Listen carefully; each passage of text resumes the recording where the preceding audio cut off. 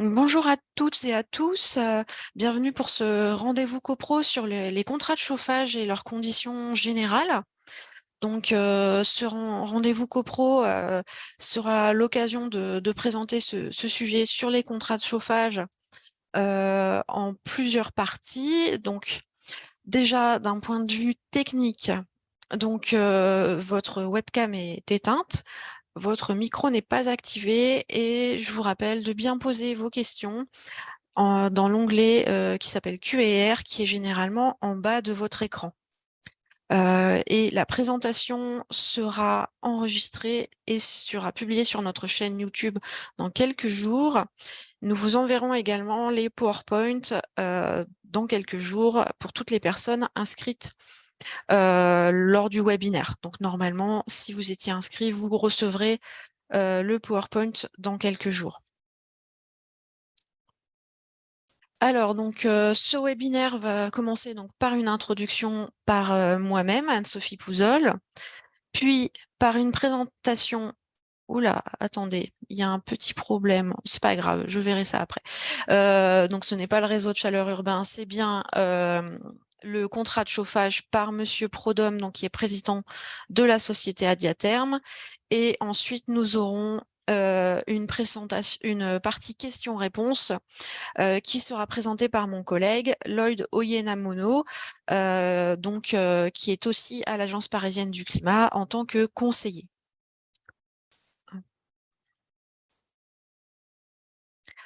Donc, en introduction, je vais vous présenter l'Agence parisienne du climat, même si vous devez être un certain nombre à connaître aujourd'hui. Donc, c'est une association qui a été créée en 2011 par la ville de Paris et qui a pour but d'accompagner la mise en œuvre du plan climat de la ville de Paris.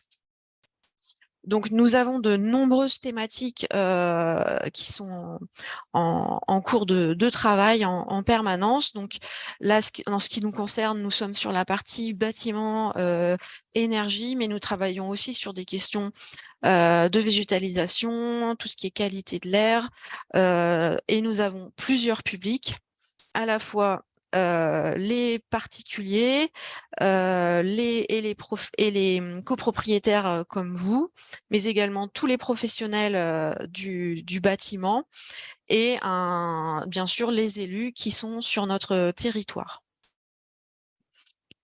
Vous devez également connaître la plateforme Coach CoPro.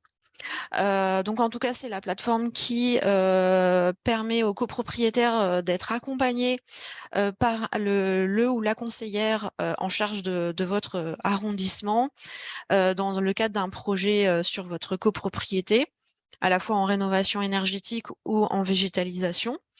Donc ce site vous permet à la fois d'avoir cet accompagnement, mais également d'avoir accès à un centre de ressources, à un annuaire des professionnels dont vous avez le lien sur la diapositive et à toute une liste de fiches de copropriété rénovées, donc des projets qui ont déjà été réalisés et qui sont détaillés à la fois en termes de prix, de manière dont le projet s'est réalisé et d'entreprise.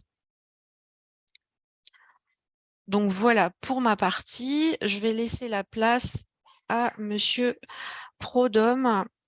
Hop, et je vais vous laisser partager. Hop, vous me dites, Monsieur Prodhomme, quand vous avez accès et que vous pouvez parler. Normalement, vous pouvez partager votre PowerPoint, sinon je vous donnerai les accès. Alors, je peux mettre la vidéo, voilà. Voilà, c'est bon. Et normalement, vous pouvez Mais, aussi partager. mais je ne parviens pas à partager depuis mon autre écran, Alors, malheureusement. ah d'accord, vous êtes. Eh ben, je vais vous Oui, parce passer que les j'ai deux. l'ordinateur et puis je suis pas équipé de webcam sur D'accord, l'ordinateur ok. fixe. Voilà. Hop, donc je vais faire la même chose. Hop. En attendant, je vais me présenter du coup très rapidement. Donc, je suis Célian Prodhomme, suis le cofondateur effectivement et président du bureau d'études Adiaterme. Donc, Adiaterme est un bureau d'études spécialisé sur tout ce qui a trait au chauffage collectif en copropriété et particulièrement du coup pour les contrats de chauffage, l'objet de la présentation de ce soir. Ça y est, je dois pouvoir normalement maintenant afficher. Donc, avant que vous commenciez, je vais préciser de bien poser vos questions dans l'onglet Q&R que vous avez normalement en bas de votre écran. Et je vais vous laisser dérouler votre présentation. Très bien. Donc comme je disais, voilà, le sujet de ce soir, c'est donc les contrats de chauffage. En 2 mots, la société Adiaterm, on intervient principalement en Île-de-France. Nous sommes une équipe de 8 collaborateurs. On accompagne plus de 500 copropriétés depuis la création, plus d'une centaine de copropriétés régulièrement dans le cadre de suivi de leur exploitation. Et donc ce soir, je vais vous parler un petit peu des contrats de chauffage. J'ai regroupé ça sous la forme de 4 grands thèmes. On évoquera les principales composantes d'un contrat pour que vous puissiez avoir un petit vernis pour ceux qui ne connaissent pas, puisqu'on va parler de P1, P2, P3. Je vais vous expliquer très brièvement ce dont il s'agit. On parlera des différents types de contrats d'exploitation de chauffage qu'il existe. Alors, on n'abordera que certains types, puisqu'il y a une multitude de possibilités. Je vous parlerai de l'importance de l'audit préalable à la mise en place d'un contrat d'exploitation de chauffage et enfin le rôle de l'assistant maître d'ouvrage, qu'on appelle AMO, sur ces missions. Donc, le but du contrat d'exploitation de chauffage, c'est d'assurer l'entretien et la conduite de vos installations de chauffage. Il faut savoir que dans le cadre d'un contrat de chauffage, il y a plusieurs composantes possibles, plusieurs étendues possibles, selon ce que vous souhaitez, que vous avez comme attente de la part de ce contrat et de vos objectifs.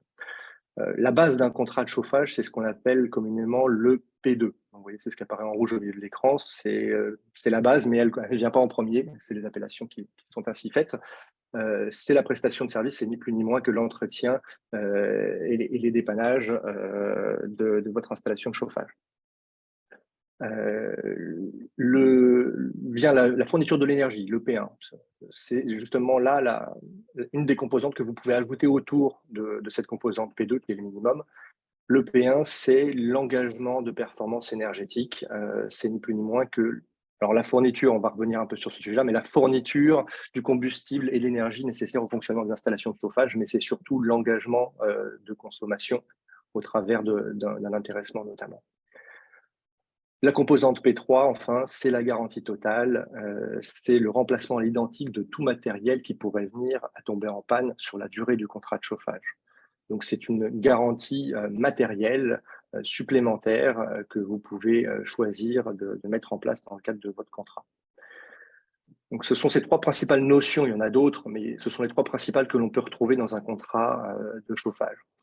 Dès lors qu'on intègre une composante appelée communément P1, c'est qu'on est sur un contrat de performance énergétique dans lequel on va contracter avec l'entreprise un engagement sur les consommations maximales de l'installation au travers de divers paramètres, notamment la rigueur de l'hiver qu'on va définir dans le contrat, qui sera la rigueur d'hiver de base, la consommation correspondante pour cette rigueur d'hiver et une température contractuelle. Ça, c'est pour une typologie de contrat dont je vais vous parler plus en détail maintenant. Sur ces différentes typologies de contrats, donc on retrouve des abréviations qui sont en fait directement issues des appellations des contrats de marché public. Donc on retrouve dans ces typologies de contrats les 5 principales que je vous ai représentées ici, qui est le contrat de prestation de forfait, qui en gros correspond au P2 en fait. Le marché forfait, où là on va intégrer également de la fourniture d'énergie, mais forfaitairement, indépendamment forcément de notions peut-être de rigueur d'hiver ou d'engagement de performance. Un marché température, donc c'est celui que je vous évoquais juste en introduction, qui est le plus commun sur du résidentiel collectif, où on inclut un engagement de température, une consommation maximale de référence au contrat. Un marché comptage, c'est des contrats qu'on retrouve plus cette fois-ci lorsqu'il y a notamment un tiers, par exemple sur l'installation de chauffage où vous alimentez au travers de la chaufferie commune, je vais dire un hôtel ou un tiers dont vous ne maîtrisez pas finalement les consommations. Donc là, on contractualise des engagements de consommation au compteur d'énergie. Et vous avez enfin le contrat combustible-prestation qui est un peu sur le même principe que le marché température, sauf que dans le détail technique, la fourniture de combustible se fait à l'euro et on n'est pas sur un marché forfaitaire ajustée de la rigueur climatique. Voilà. On n'a pas de marge, si vous voulez, pardon, sur l'énergie. J'essaye de ne pas employer trop de termes techniques. Je pense qu'il y aura certainement des questions-réponses à la fin de cette présentation. Ce sont les 5 grandes typologies qu'on retrouve. Donc, ça peut être assez complexe au premier abord. Tous ces marchés peuvent être adjoints d'un I qu'on va rajouter. Donc, ce sera PFI, MFI, MTI, MCI, CPI. I pour intéressement. C'est-à-dire que ces contrats vont permettre, en adjoignant un intéressement, de les transformer finalement en contrats de performance énergétique où vous avez un engagement sur les consommations. Alors, c'est là où il faut après être vigilant.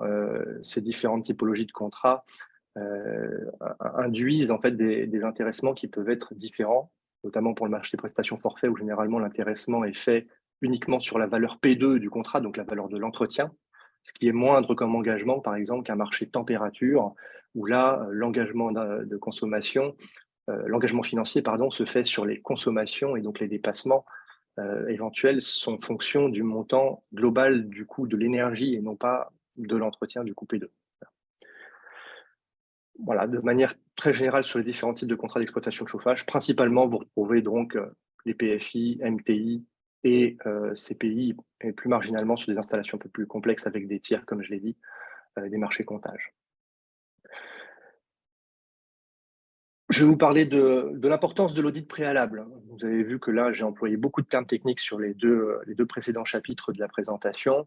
Il est indispensable, lorsqu'on souhaite s'engager dans la mise en place d'un contrat de performance énergétique, notamment, de vérifier certains préalables et de s'entourer d'un assistant maître d'ouvrage pour pouvoir vous expliciter justement ces différentes typologies de contrats et que l'on puisse prendre connaissance techniquement du périmètre de vos installations, comment elles sont conçues, quel est le contrat dont vous disposez aujourd'hui, et réaliser donc un bilan financier et technique de l'existant avec un état éventuellement de la garantie totale P3 si votre contrat existant en bénéficie, pour véritablement pouvoir proposer les aménagements qui conviennent en fonction des souhaits de la copropriété, réduction de consommation, maîtrise de budget, qu'on puisse activer les différents outils, les différents leviers pour composer votre contrat de chauffage.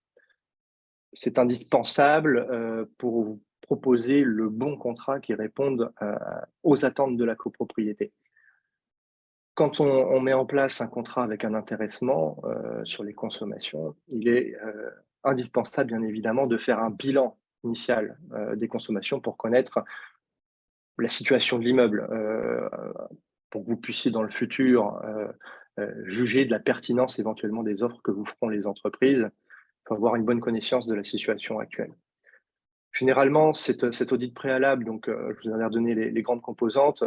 Concrètement, comment ça se passe? Vous avez un ingénieur qui passe sur l'installation, on visite la chaufferie, on fait le relevé exhaustif du matériel, qui servira également dans le cadre de la consultation à redonner la liste du matériel qui sera en prendre en charge par l'exploitant. On fait une analyse du contrat existant, des clauses, pour voir quelles peuvent être les améliorations des dispositions contractuelles à effectuer. Et on fait le bilan technique et financier.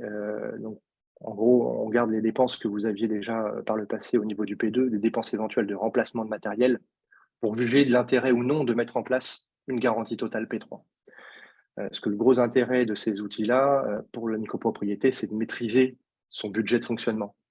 Les outils contractuels doivent conduire justement à vous permettre de maîtriser vos différents budgets. Le budget entretien, P2 dont on a parlé, le budget gros entretien, renouvellement de matériel dans la durée, donc ça peut être des remplacements de pompes, de vannes, divers matériels, qui peuvent parfois survenir à un moment où on ne s'attend pas avec des budgets qui peuvent être variables d'une année à l'autre. Le P3 sert à lisser justement ces dépenses-là et à mieux les maîtriser. Les contrats que nous mettons en place incluent aujourd'hui des notions de transparence qui permettent de véritablement faire le lien entre les dépenses et les recettes qui sont faites par l'exploitant, c'est-à-dire l'argent que vous lui versez au titre de la garantie totale P3 et en contrepartie les travaux qu'il effectue, avec un partage du solde en fin de contrat s'il est positif, et au contraire un engagement de ne pas refacturer le solde s'il est négatif, c'est-à-dire que l'entreprise a dépensé plus d'argent qu'elle n'en a reçu. C'est au titre de sa bonne gestion, inciter à maintenir correctement les installations. À l'issue de l'audit, le but est d'aboutir sur un plan d'action et une proposition de typologie de contrat qui semble la plus adaptée à la copropriété, et une réunion d'échange pour décider ensuite du contrat à mettre en place. C'est ce que je synthétise dans le rôle de l'AMO. Il y a plusieurs étapes incontournables, passant de l'analyse des besoins à l'audit préalable dont je viens de parler, qui est absolument indispensable, et pour ne pas se lancer tout de suite directement dans l'étude du contrat, à moins que vous ayez déjà, et ça peut arriver sur des copropriétés, une bonne expérience du contrat existant, une bonne connaissance du contrat existant, pardon, et que vous soyez déjà accompagné par un AMO dans le cadre du suivi d'exploitation, par exemple. Donc les étapes classiques, phase audit préalable jusqu'au point 2 sur la présente slide. Ensuite, c'est l'étude du contrat, donc c'est la rédaction du contrat en intégrant les différents paramètres dont je viens de vous parler. Donc dans ce contrat, on va rédiger des clauses techniques et puis des clauses administratives. Le but d'un contrat, c'est de prévoir, donc on encadre toutes les clauses relatives aux prestations techniques, mais aussi les clauses administratives. Comment vont être payées les factures, selon quelles échéances, quelles sont les conditions de révision des prix.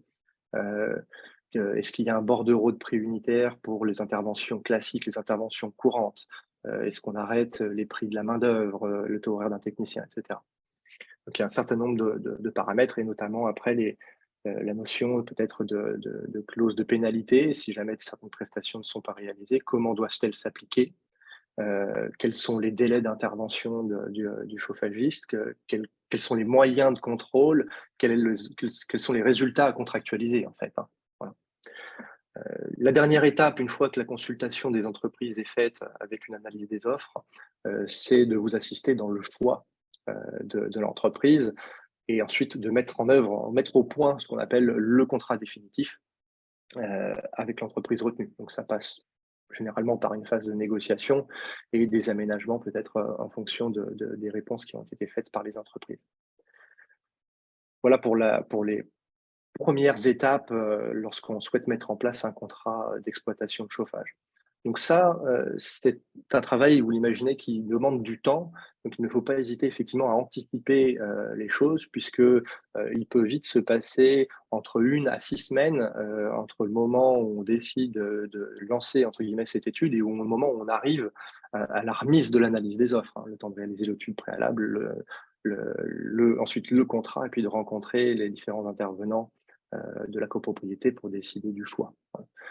Selon en plus les typologies de contrats et l'importance, si vous avez décidé d'adjoindre des travaux par exemple, il peut y avoir aussi un passage en assemblée générale, donc il faut bien anticiper tous les délais. Une fois que le contrat définitif est mis au point, les étapes suivantes qui sont très importantes sont les étapes de passation et de prise en charge, c'est-à-dire que c'est le lien entre l'exploitant entrant et l'exploitant sortant.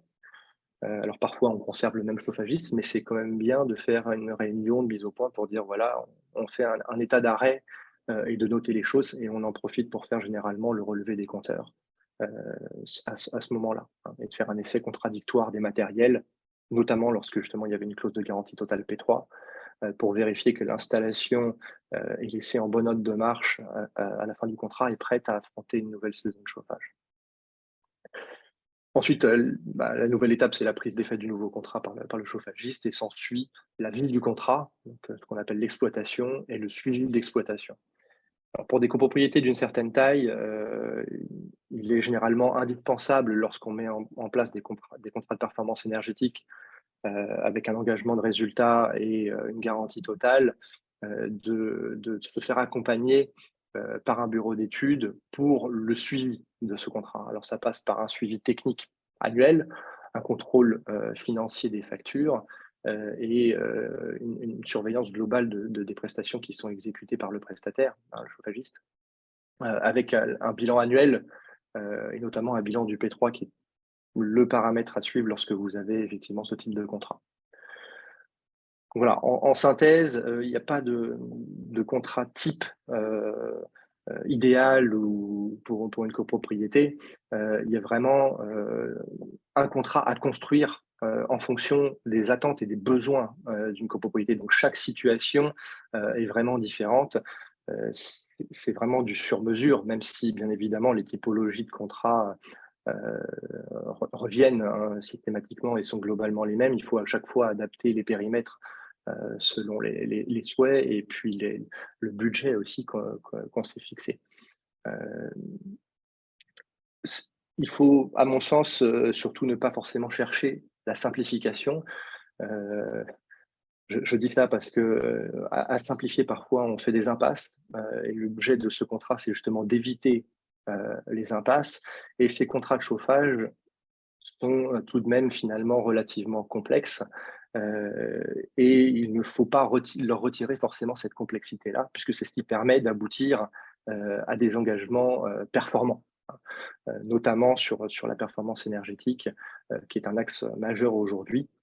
J'ai parlé beaucoup de contrats de performance énergétique. Il faut savoir que ces contrats-là existent depuis très longtemps et qu'ils se sont, depuis maintenant plusieurs années, beaucoup améliorés par rapport à la connaissance qu'on peut avoir de contrats de chauffage qui étaient beaucoup moins transparents, tant sur l'aspect des consommations, du choix du fournisseur de gaz, que de la garantie totale P3 et des dépenses qui sont faites. C'est la raison pour laquelle je vous disais en préambule qu'il faut, il est indispensable de faire un audit préalable et j'insiste vraiment sur ce point-là. Ce n'est vraiment pas une dépense supplémentaire et au contraire, c'est généralement une contrainte de se priver de cette étape préalable. Voilà en, en quelques mots ce que je tenais à vous partager sur les contrats d'exploitation de chauffage. J'espère que j'ai été relativement clair et écoutez, je suis disponible pour répondre à vos questions.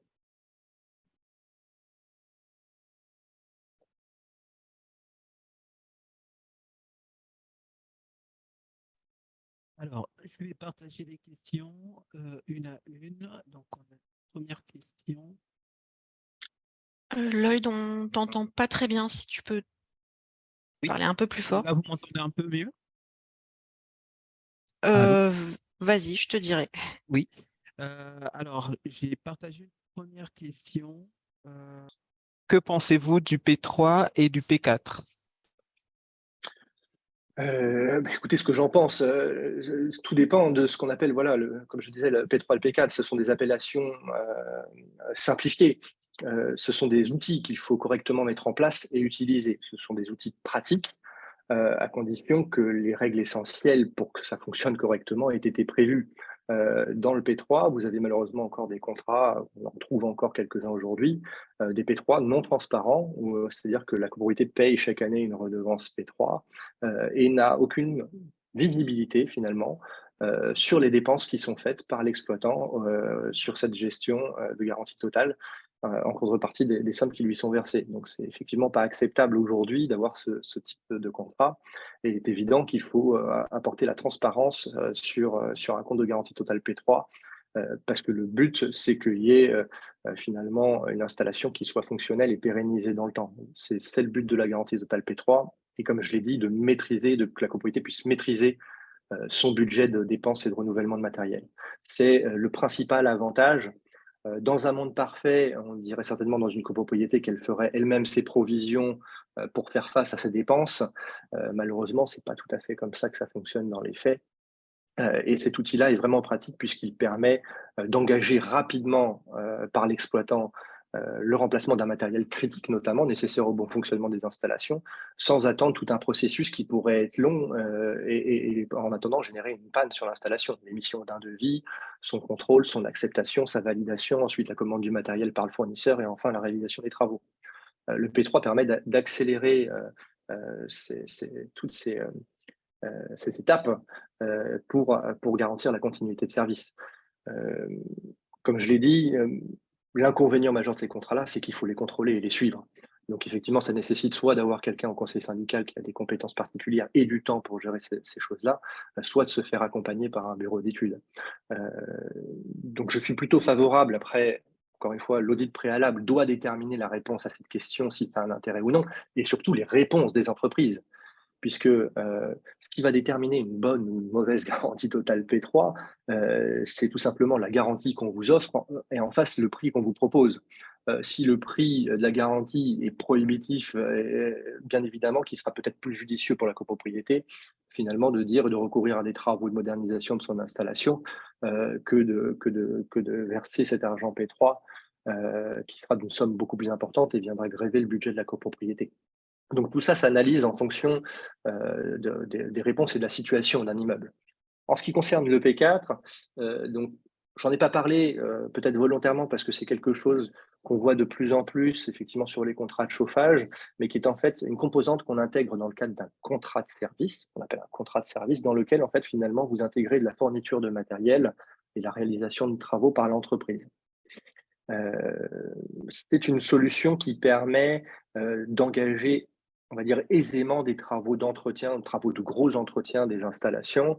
Dans le cadre de la mise en place d'un nouveau contrat, par exemple, au démarrage, l'entreprise va s'engager à exécuter directement le remplacement de certains matériels et la copropriété ne continuera à payer qu'une somme sur la durée du contrat qui sera normalement, si ça a été défini comme ça, la même et une somme non révisable sur la durée du contrat. L'inconvénient, c'est que ce type de financement, si je peux l'appeler comme ça, même si j'aime pas trop ce mot, on parle vraiment d'une prestation de service, hein, donc c'est une redevance annuelle de service, c'est qu'elle inclut un coût financier supplémentaire puisque les entreprises assument elles-mêmes normalement le financement de ces travaux, hein, l'achat de ces matériels et vous n'en payez qu'une redevance annuelle au titre de ce contrat de service. J'attire votre attention, ce n'est pas un prêt voilà, que souscrit la copropriété, c'est véritablement ce qu'on appelle un contrat de service. Vous payez votre entreprise annuellement pour qu'elle vous apporte un service qui inclut la réalisation de travaux. Voilà. Bien, merci. Alors, on a une autre question de Madame Virginie Haas. Si on est en chauffage collectif CPCU, est-ce possible d'effectuer un audit? Bien sûr. Alors, j'aurais pu effectivement le dire, qui s'adresse l'audit préalable, il s'adresse en fait à tout type d'installation. Peu importe que vous ayez une production d'eau chaude collective électrique, que vous soyez raccordé au chauffage urbain, que votre chaufferie soit au fioul. Voilà, ce qui va déterminer le besoin de faire un audit, c'est quand on se pose des questions sur son installation de chauffage et le contrat qu'on en a. L'audit préalable, il est vraiment destiné à répondre, un, à l'état quand même de vos installations et deux, ce que vous souhaitez en faire. Il se peut tout à fait que dans le cadre d'un audit préalable, même si la copropriété n'en a pas conscience, on découvre qu'il faille envisager quand même à court moyen terme, finalement, plutôt une rénovation des installations plutôt qu'une poursuite de l'exploitation en l'état, hein. Donc, vraiment, le bon moment pour faire l'audit préalable, c'est quand on se pose des questions. Voilà. Et c'est mieux effectivement d'anticiper cet audit préalable-là pour avoir les réponses et après se donner un peu plus de temps pour étudier la suite au niveau du planning. Voilà. Très bien, merci. Alors, la question suivante, c'est P2 ou P3, lequel choisir? Alors, je l'ai dit peut-être rapidement en préambule, pardon, on ne choisit pas entre le P2 ou le P3. Le P2 est la composante minimale du contrat d'exploitation de chauffage, vous ne pouvez pas faire moins. C'est vraiment l'entretien, le passage du chauffagiste, la conduite des installations, les dépannages et l'entretien courant. On va rajouter des composantes qui vont s'articuler autour du P2. Le P3 pour la garantie totale des matériels et le P1 pour la gestion de l'énergie, l'engagement de résultats sur les performances, cette fois-ci énergétiques, donc les consommations liées au fonctionnement de vos installations. Mais vous ne ferez pas un choix entre le P2 ou le P3. Ce sera le P2 plus des composantes, voilà, ou le P2 seul, si vous décidez de continuer dans un contrat d'entretien classique seul. Ok. Alors, la question suivante, P4, est-ce une garantie de surface et de compétence du chauffagiste? Alors non, le P4 n'est pas une garantie de surface ou de compétence du chauffagiste. Le P4, comme j'ai dit, c'est ni plus ni moins que l'intégration de travaux. Euh, Généralement, quand une société propose ce type de prestations, c'est qu'elle a quand même une certaine surface financière pour se permettre d'absorber la réalisation de travaux et d'attendre d'être payé finalement, vous voyez, sur la durée du contrat. Donc on imagine si c'est par exemple un contrat de 10 ans, les paiements sont étalés sur les 10 ans, mais elle doit réaliser les travaux peut-être dès la première année. Donc il faut que l'entreprise, effectivement, ait une certaine surface financière pour pouvoir absorber le coût des travaux et se permettre d'étaler les paiements. Euh, mais ce n'est pas forcément une garantie voilà, de surface ou de compétences, hein. On aurait pu d'ailleurs parler au niveau de la consultation des entreprises. Généralement, quand on fait l'étude du contrat et qu'on a étudié avec le conseil syndical de la copropriété la typologie de contrat que l'on souhaite mettre en œuvre, on discute également des sociétés que l'on souhaite consulter, parce qu'il est évident que toutes les sociétés ne peuvent pas forcément répondre à toutes les typologies de contrats. Voilà. C'est une question de dimensionnement et d'organisation d'entreprise. Très bien, Monsieur Prodhomme. Alors, la prochaine question, à qui peut-on s'adresser pour l'AMO? Alors, pour l'AMO, en préambule, on vous a présenté effectivement l'Agence parisienne du climat. Vous avez donc une liste de bureaux d'études qui sont normalement désignés comme étant capables de réaliser ces prestations. Adiaterm en fait partie, bien entendu. Ce sont des sociétés de conseil qui ont dans leur corde, si j'ose dire, le fait de pouvoir vous assister et qui ont des compétences sur ces contrats de chauffage. Il y a un préambule normalement indispensable, je dis normalement parce que c'est pas toujours bien connu de tout le monde, mais c'est que vous ayez au moins une personne dans chacune des sociétés qui ait bénéficié d'une formation pour la pratique du droit au titre accessoire à l'activité principale. Ça, c'est une obligation légale. Ça veut dire que la personne qui encadre, par exemple, la société ou qui rédige ces contrats-là est une formation qui est égale, je crois, de mémoire, à au moins un minimum à 250 heures de formation en droit pour justement permettre de rédiger un contrat entre des tiers, hein, puisque normalement, quand on rédige effectivement des contrats pour des tiers, c'est plutôt l'exercice de la profession d'avocat, mais dans le cadre de prestations très techniques et de sujets très techniques comme les nôtres, des avocats généralistes ne pourraient pas forcément rédiger ces contrats adaptés techniquement aux installations, et c'est la raison pour laquelle il a été prévu par décret hein, que cette formation soit faite par les personnes qui rédigent des contrats. Donc ça s'appelle, voilà, c'est une qualification que vous pouvez vérifier, c'est pratique du droit accessoirement nécessaire à l'activité principale. Voilà. À titre accessoire, pratique du droit à titre accessoire, pardon. Voilà. Après, vous avez d'autres critères, hein, demander des références aux sociétés, et puis nous avons par exemple également une qualification au PQIBI en AMO, spécialisation, maintenance, exploitation. C'est tout à fait des signes distinctifs qui peuvent vous permettre de sélectionner les entreprises. En copropriété, après, c'est un peu plus, généralement un peu plus atomisé en termes de structure, donc c'est beaucoup par bouche à oreille. Voilà. Bien, alors la question suivante, donc, bonjour, est-ce qu'il faut moduler le type de maintenance selon l'âge de la chaudière? P1 pendant la garantie, puis P3 à la fin de vie de la chaudière entre 30 et 40 ans. Alors, c'est une bonne question. Effectivement, comme je l'ai dit, chaque situation va être spécifique. Il n'y a pas forcément de bon ou de mauvais moment pour souscrire un contrat avec une garantie totale P3. Simplement, il va y avoir une nuance, comme je l'expliquais, entre le coût de la garantie, qui va forcément être intrinsèquement lié à l'âge et à l'état des matériels. C'est-à-dire que plus les installations vont être vieillissantes, plus le coût de la garantie totale P3 généralement va être élevé. Et arriver à un stade, effectivement, où vous auriez certainement plutôt intérêt à rénover vos installations en effectuant des travaux, plutôt que souscrire à une garantie totale P3 en l'état.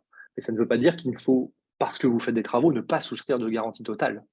Au contraire, vous pouvez même tout à fait décider de réaliser des travaux, de souscrire une garantie totale P3, par exemple, pendant 10 ans, ce qui vous permettra de maîtriser votre budget garanti pendant 10 ans et d'assurer la pérennité des travaux que vous venez d'effectuer. Donc ça peut même être un levier pour vous lorsque vous décidez d'engager des travaux. Vous engagez une double consultation, une consultation travaux et une consultation sur le contrat d'exploitation. Ça a l'avantage notamment de pouvoir du coup contractualiser, optionnellement ou pas d'ailleurs, un contrat de performance énergétique. Si ces travaux, par exemple, permettent de générer des économies d'énergie, vous pourrez demander aux entreprises de s'engager sur le résultat des économies liées et générées par ces travaux et les contractualiser. Donc, voilà, il y a pas de bon ou mauvais moment pour décider d'inclure ou non un P1 ou un P3. Les 2 situations existent et c'est l'audit préalable justement qui vous permet de répondre systématiquement à cette question et encore plus après, si jamais vous n'êtes pas tranché, mais que vous vouliez comparer entre une solution avec ou sans travaux, par exemple, de consulter sur ces 2 aspects-là et de comparer après les bilans financiers au moment de l'analyse des offres. Bien, merci Monsieur Prodhomme.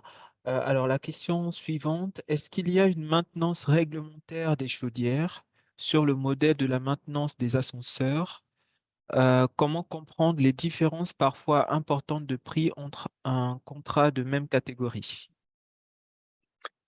Oui, il y a des obligations, effectivement. Les obligations sont notamment pas les mêmes selon la puissance installée finalement dans vos chaufferies, hein. Vous avez des contrôles qui sont plus ou moins importants.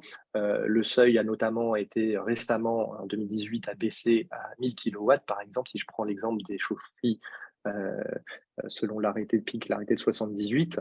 Avant, le seuil était à 2000 kilowatts, il a été abaissé à 1000 kilowatts et les contrôles ne sont effectivement pas les mêmes dès lors qu'on dépasse ce seuil. Après, vous avez un autre seuil qui est un seuil de 400 kilowatts pour les contrôles d'entretien de vos chaufferies. Mais en gros, le gros gap financier se fait généralement lorsqu'une chaufferie passe au-dessus du seuil de 1000 kilowatts, puisque là, il y a des contrôles réglementaires beaucoup plus importants et avec des fréquences plus importantes et des travaux de mise en conformité. Donc généralement, les coûts sont plus élevés et ça sortit d'une obligation de déclaration en préfecture pour les installations qui n'auraient pas éventuellement été déclarées. Enfin, on en rencontre encore aujourd'hui. Comment expliquer après les différences de prix? Bah, il peut y avoir plusieurs explications parfois. Est-ce qu'il y a un cahier des charges qui a été fait? Quelles étaient les demandes? Est-ce que les choses ont été correctement cadrées? Et puis tout simplement, parfois, effectivement, ça nous arrive de constater que pour un même contrat, on va avoir des prestations, par exemple P2, qui vont être parfois du simple au double. On l'a pu le constater. Donc ça peut être des politiques aussi d'entreprise.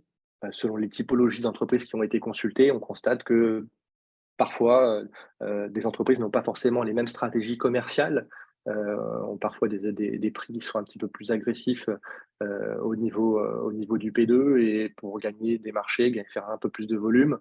Voilà, normalement, on retrouve quand même une certaine cohérence dans les offres globales ou sinon c'est que, s'il y a de trop gros écarts, il faut certainement regarder et analyser ces écarts, parce qu'ils peuvent être dans un sens comme dans l'autre, un prix anormalement élevé ou un prix anormalement trop bas et dans ce cas-là, écarter ces offres-là, si on les estime et on les juge incohérentes par rapport, au travail qu'il y a effectué. Voilà. Alors Monsieur Prudhomme, on a une demande de précision sur les seuils et les obligations de contrôle. Est-ce que vous pouvez redire ces questions de seuil et d'obligations de contrôle? Alors le seuil principal, comme je disais, c'est effectivement 1000 kilowatts. Là, on a une obligation à partir au-delà de 1000 kilowatts, vous avez une obligation de déclarer la chaufferie en préfecture, puis ça n'a pas été fait. Avant, le seuil était à 2000, donc il y avait forcément, en diminuant le seuil, on a augmenté le nombre d'installations éventuellement soumises. Ces installations étant des installations existantes, elles avaient normalement l'obligation de faire une déclaration, ce qu'on appelle au bénéfice des droits acquis, c'est-à-dire pour justifier en fait de l'antériorité de la construction de la chaufferie par rapport à la réglementation, pour vous permettre d'avoir un échelonnement entre guillemets sur les travaux de mise en conformité et les contrôles après assortis, une date du premier contrôle, etc. Aujourd'hui, de toute façon, par rapport à la publication de ce décret, de 2018, c'est arrêté, pardon. On est aujourd'hui complètement hors calendrier par rapport à ce qui avait été prévu en termes d'aménagement. Donc ça, c'est pour le seuil principal. L'autre seuil se situe généralement pour des chaudières à 400 kilowatts, où là, on a des contrôles de combustion, effectivement, qui sont demandés avec normalement aujourd'hui maintenant une vérification moyenne de l'efficacité énergétique qui doit être faite par l'exploitant, un contrôle tous les 2 ans. Donc c'est un rapport complémentaire. En plus de l'intervention du chauffagiste, normalement, on fait intervenir une société de contrôle type des APAV, Socotec, DECRA, pour pouvoir venir faire le contrôle de l'installation. Merci. Alors, la question suivante, concernant l'application de ces diagnostics et ces contrats dans une copropriété, comment pousser le syndic à faire cet audit qui est repoussé chaque année? Cela est-il une obligation réglementaire? Alors ensuite, on nous donne un contexte copropriété avec un coût de charge de 400 € de chauffage demandé par le syndic pour 33 mètres carrés. Alors, non, il n'y a pas d'obligation malheureusement à réaliser cet audit préalable à la mise en place d'un contrat d'exploitation de chauffage. C'est une mesure généralement que les conseillers syndicaux sont amenés à mettre en œuvre lorsqu'ils ont effectivement beaucoup d'interrogations sur l'installation de chauffage et qu'ils souhaitent être conseillés pour essayer d'optimiser la situation existante. Donc, il n'y a pas d'obligation particulière en cette matière-là. Normalement, il y a une obligation de mise en concurrence des contrats assez régulière. Savoir que je vous en ai pas parlé, mais les contrats de chauffage, lorsqu'ils sont établis selon les typologies de contrats, ne peuvent normalement excéder 5 ans, sauf que lorsqu'ils sont assortis d'une garantie totale P3, où là, on peut aller jusqu'à 16 ans.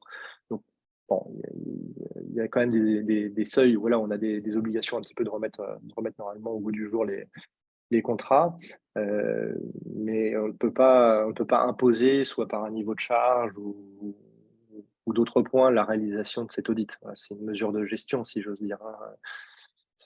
Il n'y a pas d'obligation réglementaire. Donc après, le seuil de charge en euros par mètre carré, voilà, tout dépend de quelle énergie, de quoi on parle. On est aujourd'hui en plus dans un contexte où les prix de l'énergie ont fortement augmenté. Donc des ratios en euros par mètre carré ou en euros par logement, selon la typologie, ça peut ne plus vouloir dire grand-chose seul. Il faut l'accompagner d'un contexte voilà, peut-être un peu plus élargi. Il peut y avoir il peut y avoir des régularisations de charges aussi de résiduels, vous voyez, dans le contexte où il y a eu des prix très importants d'énergie qui ont été amenés à être augmentés avec une régularisation de charges importante, parfois sur un seul appel de fonds. Ça, voilà, ça floute un petit peu la vision qu'on peut avoir de ce qu'est la réalité sur une année complète. Alors, la question suivante, donc, peut-on avoir une idée du coût d'une AMO en suivi d'exploitation ou pour un audit préalable? Oui, alors ça va être des fourchettes assez larges puisque le prix va dépendre de la taille des installations. Vous avez des immeubles qui peuvent avoir une seule chaufferie avec un réseau très très simple, et vous avez des immeubles d'une plus grande taille où il va y avoir une chaufferie, 10-12 stations. Donc forcément, le périmètre technique n'est pas le même et le temps à passer n'est pas le même. Donc ça varie beaucoup selon la taille des copropriétés. Pour l'audit préalable, vous pouvez généralement compter une prestation qui va aller de l'ordre peut-être de 2 000 € à parfois peut-être 10 000 selon vraiment pour des grosses installations. Et puis après, la prestation d'AMO pour la mise en place du contrat, ça peut aller de, on va dire, 3 000 € à plus de 7 000. Voilà, il n'y a pas vraiment de critères de limite de prix. Il y a un temps incompressible, peu importe la taille de l'immeuble, de toute façon, à passer sur la rédaction d'un contrat. Et ce qui va en faire le coût, c'est la typologie de contrat que vous souhaitez mettre en œuvre. Si vous souhaitez intégrer ou non des travaux, s'il faut mettre ou non en place une garantie totale P3, voilà, le travail n'est véritablement pas le même selon la prestation qu'on apporte. Et jusqu'où on va aussi dans cette prestation. Est-ce qu'on a bien intégré des présentations intermédiaires au conseil syndical, une assistance au choix, voilà. Il y a un certain nombre de paramètres qui entrent en compte dans l'établissement de ce prix. Très bien, je vous remercie. Alors, la question suivante, donc, on a Bruno qui est dans une copropriété de 15 lots, dont le chauffage est individuel, mais la production d'eau chaude collective par ballon d'eau chaude chauffée au gaz. L'entreprise qui entretient indique qu'il faut effectuer une vidange et un détartrage des ballons tous les 2 ans. et indique que ce n'est pas prévu dans son contrat, mais le facture pardon, en supplément. Cela ne devrait-il pas être intégré au contrat? Mais si, ce serait préférable de l'intégrer au contrat. Après, en matière contractuelle, voilà, il n'y a pas d'obligation particulière. Pardon, excusez-moi, j'ai fait tomber. D'où l'importance d'être effectivement vigilant au périmètre et de ce que comporte le contrat, parce que un contrat effectivement limité dans son périmètre conduira certainement à la facturation de prestations complémentaires. Pour le cas d'une installation comme celle-ci, c'est une installation où vous avez un stockage d'eau chaude sanitaire. Et effectivement, dès lors qu'on a un stockage d'eau chaude sanitaire, il faut prévoir la désinfection du ballon et après le détartrage en lui-même. Ça dépend de si votre installation est dotée ou non d'un adoucisseur. Normalement, une installation dotée d'un adoucisseur qui fonctionne correctement, où il n'y a pas de défaut de celui-ci, on devrait être amené moins régulièrement à faire une opération de détartrage qui devrait pouvoir être plus espacée dans le temps. Il est certain que pour une installation qui ne dispose pas d'adoucisseur et selon la dureté de l'eau, on peut être amené à effectuer des détartrages réguliers. Ça peut être effectivement 2 ans, 3 ans, 5 ans. Voilà. Mais la désinfection et la visite annuelle, c'est une prestation, voilà, sur laquelle effectivement, notamment dans le cadre de la lutte préventive contre le développement des légionnelles, c'est une prestation qu'il faut prévoir. Très bien, je vous remercie. Alors, la question suivante. Je fais partie du conseil syndical d'une copropriété de 120 logements. Nous constatons au bout de 10 ans une usure avancée des tuyaux de chauffage due à la corrosion. La société qui s'occupe de l'entretien nous dit qu'elle ne doit que l'entretien des équipements et non des conduites. Pourtant, il est écrit que le prestataire assure la conduite, la maintenance et la surveillance de l'installation. Qui a raison? Et c'est le contrat qui a raison. Donc, il faut effectivement analyser le contrat, savoir ce qui est effectivement bien prévu ou non, et comment a été rédigé ce contrat-là. Donc ça s'analyse notamment, c'est une question qui apparaît et qu'on peut aborder dans le cadre de l'audit préalable. Il peut s'avérer effectivement qu'il y a des désaccords parfois sur les prestations contractuelles, si le contrat n'a pas été forcément bien ficelé, n'est pas forcément clair sur certains points, sur les exclusions, le périmètre. Donc ça, c'est vraiment effectivement des points de vigilance. Pour ce qui est de la distribution, c'est effectivement bien généralement de l'intégrer dans le contrat du chauffagiste, mais encore faut-il préciser ce qu'on attend en termes de prestations et ce qui est attendu en termes d'entretien, de qualité d'eau et peut-être de surveillance de l'état des réseaux. Euh, Là encore, tout dépend de l'âge de l'immeuble, de la composition technique de ces réseaux. Ce sont des réseaux de chauffage qui sont en acier noir, ou est-ce qu'on est sur un immeuble plus récent qui est avec une installation multimatériaux, de l'acier noir, du PER, voilà, il y a vraiment des subtilités. Généralement, de base, je ne vais pas faire de généralité parce que, comme je vous l'ai dit, j'aime pas trop simplifier sur ces sujets.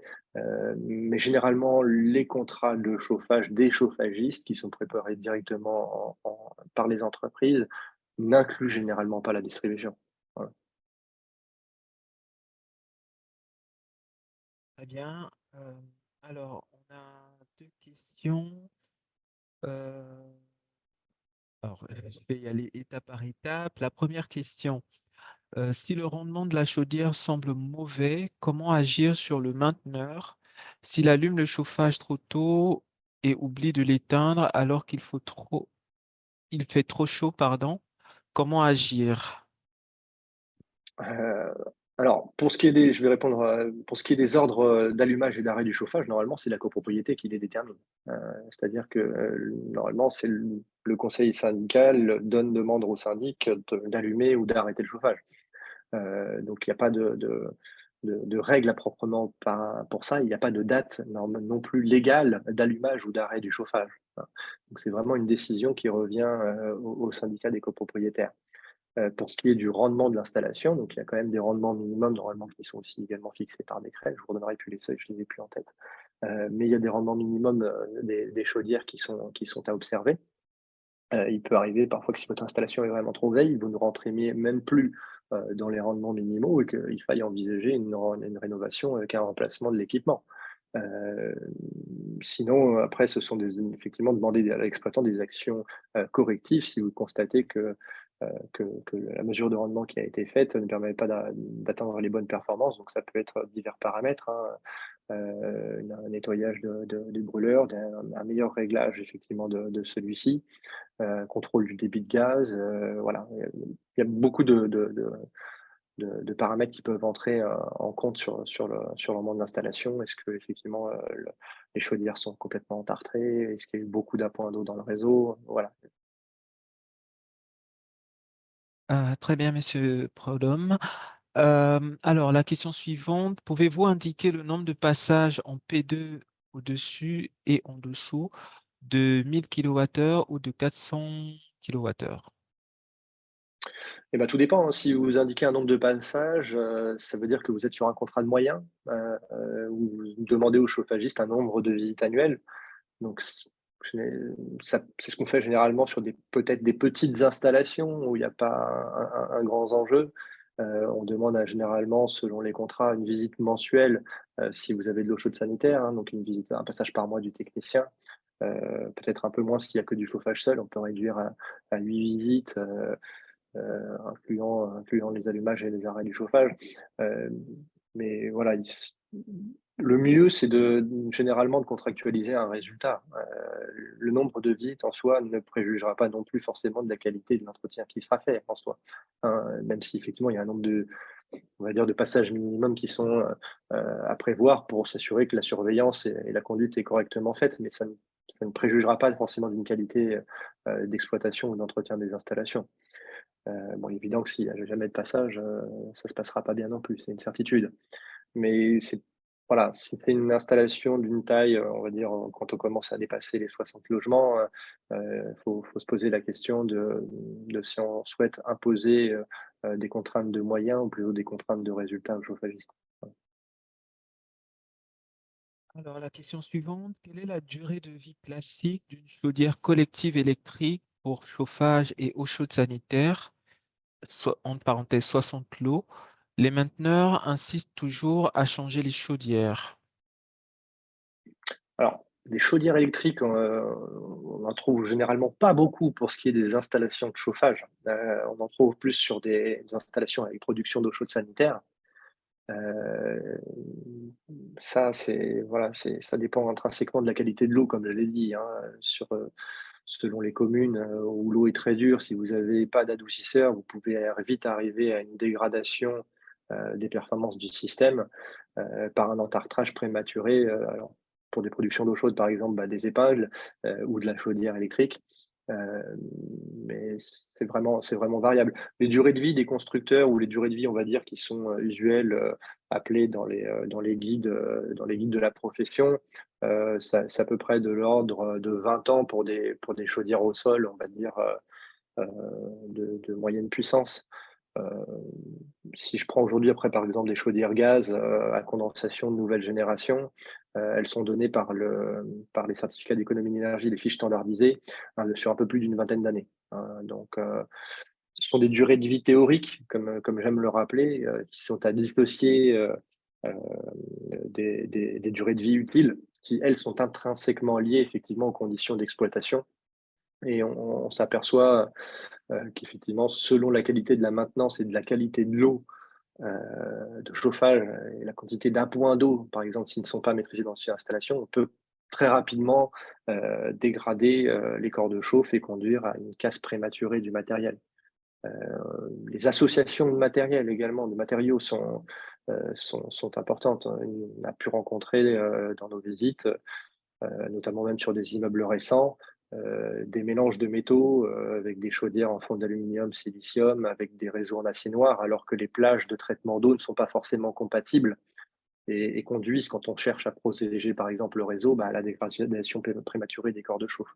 Donc il y a plusieurs paramètres qui entrent en compte dans la durée de vie des matériels, mais il est certain que la qualité de l'eau, la surveillance des appoints et la maintenance sont prépondérants dans la durée de vie utile. Ouais. Alors, merci pour votre réponse. Donc, on avait une question Je prends juste un petit instant. Pour une chaudière individuelle au gaz, par quoi on doit la remplacer si on doit la changer? Et avant cette question, en quoi consiste la mise en conformité? Pour une chaudière individuelle? Euh, pour une chaudière individuelle, oui. Bon, pour le coup, c'est pas tellement mon métier de faire sur du particulier, et c'est une question à laquelle on ne peut pas répondre, bien évidemment, comme ça, sans savoir le contexte. Où est cette chaudière? Comment est-elle installée? Est-ce que c'est une chaudière murale? Est-ce que c'est une chaudière au sol?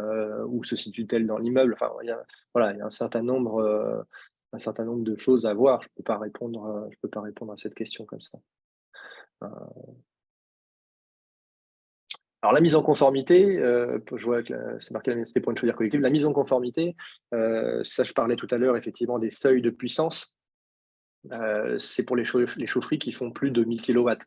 Vous avez des travaux de mise en conformité qui concernent, l'approvisionnement en gaz avec la sécurité d'une double électrovanne gaz, la mise en place d'une détection incendie, la mise en place d'une détection gaz et la mise en place d'un dispositif permettant l'arrêt à distance des installations en cas de problématique. Voilà, donc ça, c'était un peu un sujet connexe, on va dire, à la discussion de ce soir sur les contrats d'exploitation de chauffage, mais il peut y avoir un certain nombre de travaux de mise en conformité selon, encore une fois, l'état existant du local. Si la porte feu est défaillante, bon, il peut y avoir un certain nombre de travaux qui peuvent être déterminés là dans l'audit préalable. Et dans ce cas-là, c'est ce que je vous disais, le rôle de l'AMO en phase numéro un, c'est l'analyse des besoins.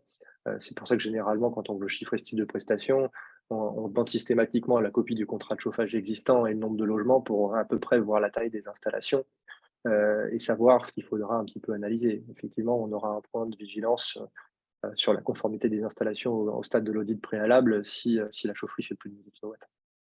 Et une des questions généralement qui vient tout de suite, c'est: a-t-elle été déclarée?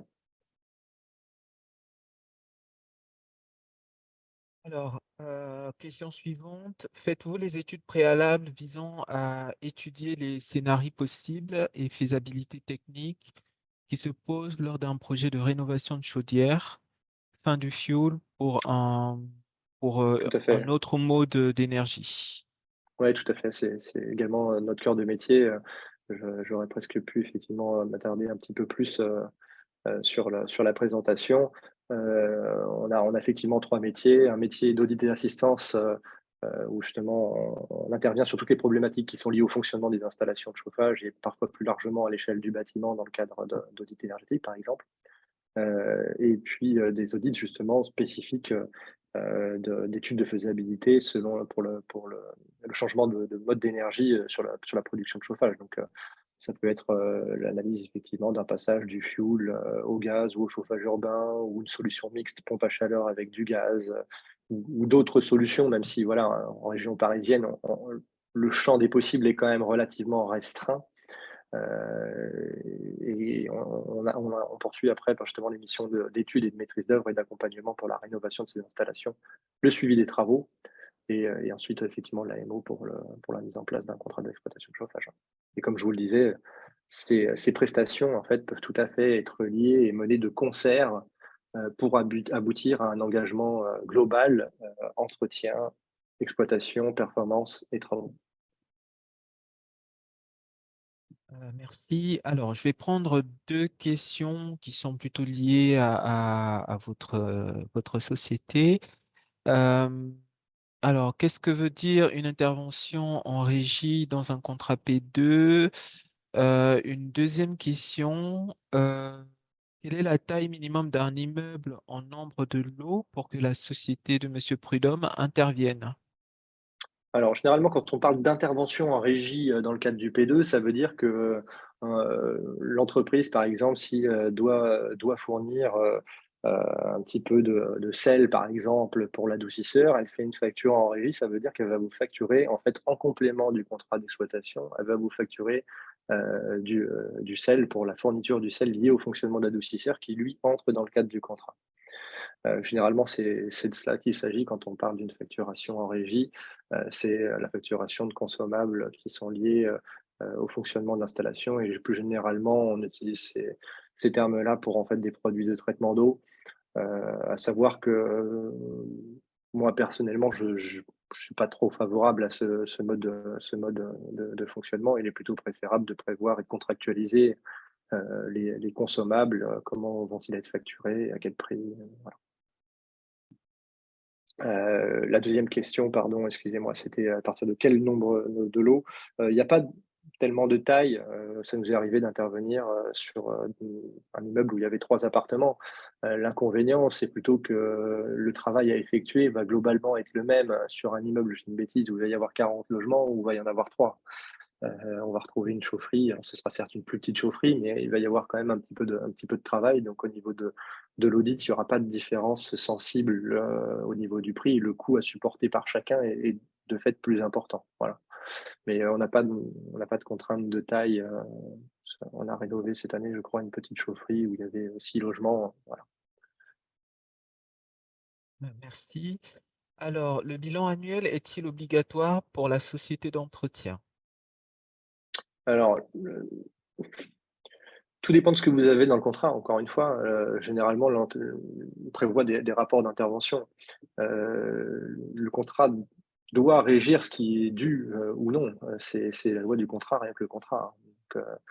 Donc, ils vous doivent normalement, des prestations réglementaires. C'est obligatoire sur l'installation de gaz, par exemple, d'effectuer un ramonage, donc ils vous doivent une attestation de ramonage. Même si parfois on voit que c'est pas écrit, mais voilà, c'est là où justement l'importance d'avoir bien le contrat pour que ce soit écrit dans le contrat et que vous puissiez exiger, de l'exploitant, que vous soient communiqués les documents, sinon les relations deviennent tout de suite beaucoup plus compliquées. Alors, une question de Monsieur Coiffier. Bonjour, le chauffagiste a-t-il obligation de fournir mensuellement ou annuellement à la copropriété les informations pour le suivi de l'entretien de la chaufferie qu'il a en charge, notamment sur le P3 ou sur les entretiens mensuels? En fait, quelles Ça, sont les obligations de communication d'un chauffagiste envers une copro? c'est à peu près la même réponse que ce que je viens de dire, c'est-à-dire il faut prévoir ça dans le contrat. S'il y a rien de prévu, ils ne vous doivent quasiment rien de plus finalement que les attestations sur les contrôles réglementaires qu'ils sont obligés d'effectuer, qui généralement pour le coup sont inscrits dans leur contrat. Donc j'en ai parlé, c'est le ramonage. Encore faut-il parfois la réclamer, la transmettre pas forcément systématiquement non plus. Le ramonage, ça peut être un contrôle disconnecteur aussi, qui est un appareil réglementaire. Vous pouvez avoir ici également les contrôles de rendement selon la puissance de l'installation. Voilà. Mais il vaut mieux que tout ça soit écrit clairement dans le contrat, notamment les livrables attendus. Alors, la question qui arrive juste après, avez-vous déjà étudié la faisabilité d'un chauffage collectif avec eau chaude sanitaire par pompe à chaleur dans un vieil immeuble parisien?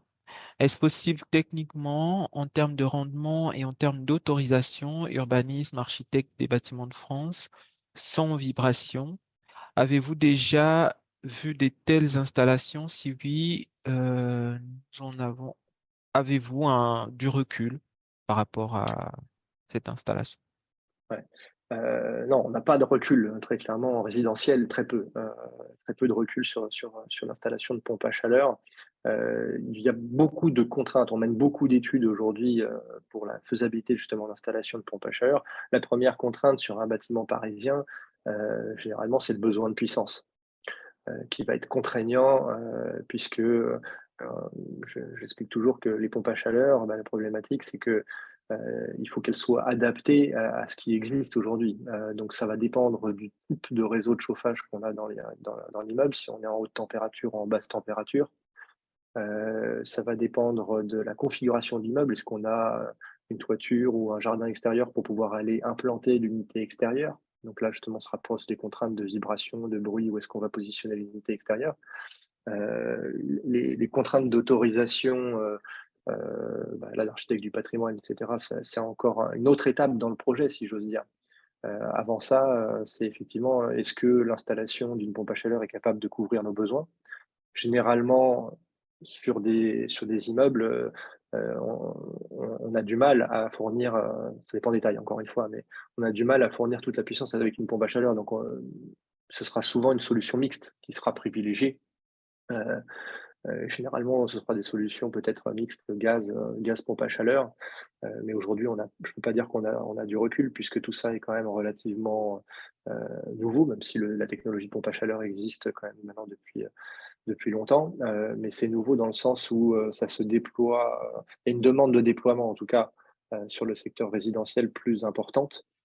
Et c'est à mon sens une solution qui vient et intervient lorsqu'il n'y a pas d'alternative, qui par exemple le chauffage urbain pour les corps de ville, puisque vous me faites l'exemple de Paris.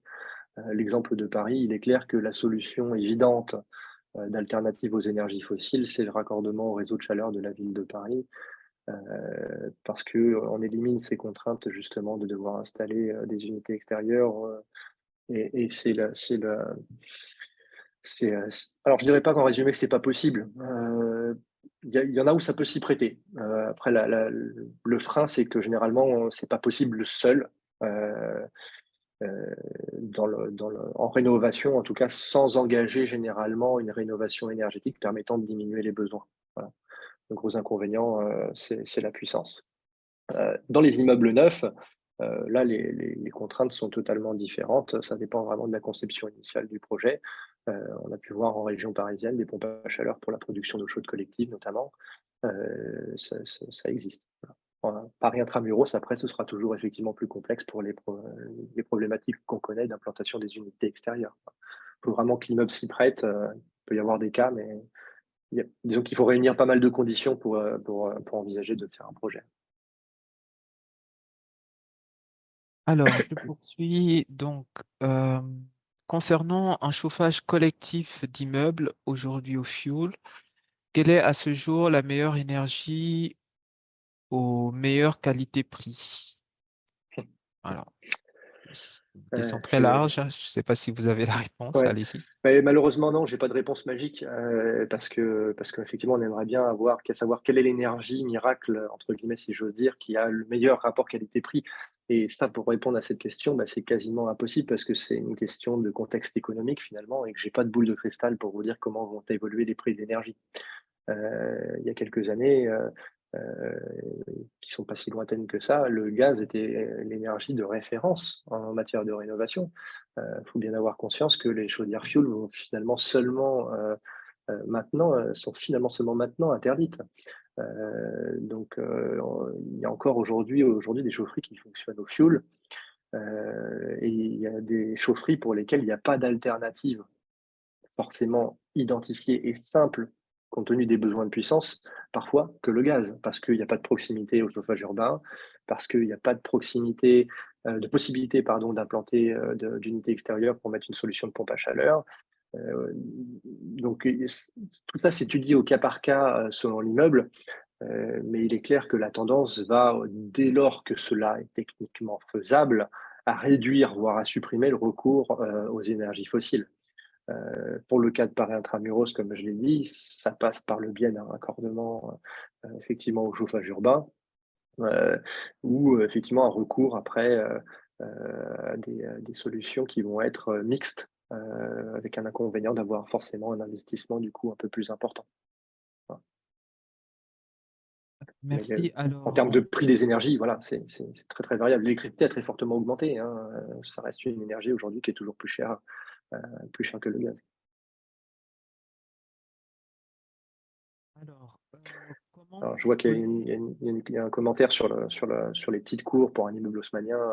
Euh, je ne ferme pas la porte sur une petite cour pour mettre une pompe à chaleur. Ça peut être possible. L'inconvénient, après, c'est l'acceptation d'avoir une unité extérieure dans cette dite cour.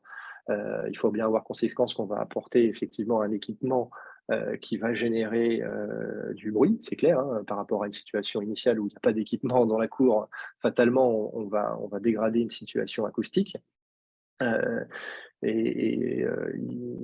généralement, il y a des fenêtres quand même qui donnent sur ces cours-là. Donc, même s'il y a des solutions aujourd'hui pour atténuer l'acoustique, voilà, il faut regarder les conditions d'implantation. Donc, je ne ferme pas la porte en vous disant que ce n'est pas possible intrinsèquement directement pour la pompe à chaleur, mais il y a beaucoup de contraintes. La contrainte de puissance, la contrainte d'implantation. S'il y a une cour d'immeuble, effectivement, on peut regarder, mais généralement, il y a la peur, effectivement, de ceux qui vont avoir les fenêtres qui donnent justement sur cette unité extérieure. et il y a de grandes chances pour que la puissance ne soit pas forcément toujours suffisante. On a étudié récemment un immeuble où il y a effectivement une arrière-cour, où on a la possibilité d'éloigner en fond de parking les unités extérieures, et la question se pose. Voilà. Mais ce ne sera peut-être certainement pas la majorité des cas. Bien, je vous remercie. Alors, je vais prendre les questions. Je rappelle que les questions, il faut les poser dans l'onglet Q et R, parce que comme je suis à la suite de ma collègue tout seul à prendre les questions, je ne peux pas suivre deux chats à la fois. Donc, si possible, dans Q et R. Alors, la question suivante, comment contrôler le prix des pièces détachées proposées par le mainteneur? Est-il possible de demander leur taux de marge dans le contrat? Alors, tout est possible dans un contrat. Après, il faut voir quelles sont effectivement les pratiques du métier. Généralement, ce qu'on impose, c'est que le prix soit pas supérieur au prix public. Mais bon, après ça, c'est des pratiques différentes. Généralement, on impose des coefficients, effectivement, de marge sur le matériel selon le niveau de prix. Des pièces, par exemple, qui sont supérieures à un certain prix de référence, on va demander à ce que le taux, les propositions, en tout cas, des chauffagistes soient différentes. Et on va laisser l'entreprise quand même répondre, parce que c'est rare qu'on impose quand même des coefficients maximum sur des fournitures de pièces, bien que ça nous arrive d'en imposer sur de la sous-traitance, par exemple, on impose des coefficients maximum. Pour ce qui est de la vérification des prix des pièces, il faut absolument demander effectivement au chauffagiste que le devis soit détaillé pour que vous ayez la référence de la dite pièce. Et après, c'est généralement un peu plus difficile pour les personnes qui sont on va dire grand public, c'est pas forcément d'accès au catalogue technique, et cetera. Même si aujourd'hui avec internet, on retrouve pas mal, de fournisseurs de matériel, qui ont des tarifs publics publiés. Donc vous pouvez vérifier effectivement ces tarifs, sur ces sites internet. Alors j'insiste, c'est des vérifications sur des sites internet des fabricants et pas sur les sites, parce que des pièces, on peut en trouver à tout prix, ça, sur Amazon, voilà, ça c'est pas des variables de contrôle fiables, mais c'est des outils professionnels. Nous, on a accès, par exemple, sur des fabricants de chaudières aux pièces détachées, on a accès au prix public, à la disponibilité des pièces, etc. Alors, ensuite, on a une autre question. Est-ce qu'un mainteneur peut refuser de maintenir une chaudière en raison de la vetusté du tableau électrique, entre parenthèses, chaudière des années 60? Bah, c'est-à-dire que, effectivement, un mainteneur, quand il a pris, mettons, je dis une bêtise, une installation en contrat P2 simple, il y a une vingtaine d'années, par exemple, et que l'installation n'a quasiment pas évolué. Les normes techniques ont changé, les installations électriques ne sont plus du tout aux normes. À partir du moment où il y a un danger pour les intervenants et qu'ils ont produit des devis de mise en conformité et de remise en état des installations mises aux normes pour faire intervenir leur personnel en sécurité, effectivement, ils peuvent exercer leur droit de retrait et dire: «Moi, je résilie mon contrat et je n'interviens plus».